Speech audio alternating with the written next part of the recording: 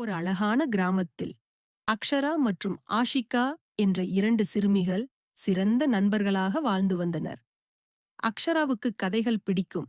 புது புது விஷயங்களை தெரிந்து கொள்வதில் அவளுக்கு எப்போதுமே ஆர்வம் அதிகம். ஆஷிகாவோ மிகவும் அன்பானவள். அவளுக்கு இயற்கையையும் செடி கொடிகளையும் விலங்குகளையும் ரொம்பவும் பிடிக்கும். ஒரு நாள் இருவரும் கிராமத்துக்கு வெளியே விளையாடிக் கொண்டிருந்தபோது ஒரு சின்னஞ்சிறிய குருவி குஞ்சு அடிபட்டு தரையில் விழுந்து கிடப்பதைக் கண்டார்கள். அந்த குருவி குஞ்சு வலியால் துடித்துக் கொண்டிருந்தது. அதை பார்த்ததும் அக்ஷராவின் மனதில் இரக்கம் பொங்கியது. உடனே அவள் வீட்டிற்குள் ஓடி ஒரு கிண்ணத்தில் தண்ணீர் எடுத்து வந்தாள்.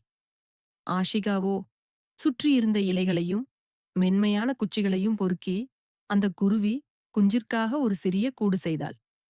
அவர்கள் இருவரும் அந்த குருவி குஞ்சை மிகுந்த கவனத்துடன் பார்த்து கொண்டார்கள். தினமும் அதற்கு தண்ணீரும் சிறு தானியங்களும் கொடுத்தார்கள். ஆஷிகா மெதுவாக அதன் காயத்தை தடவி விட்டாள். அக்ஷரா அதற்கு ஆறுதல் சொல்லும் விதமாக மெதுவாக பேசினாள். நாட்கள் செல்லச் செல்ல அந்த குருவி குஞ்சு மெல்ல மெல்ல குணமடைந்தது.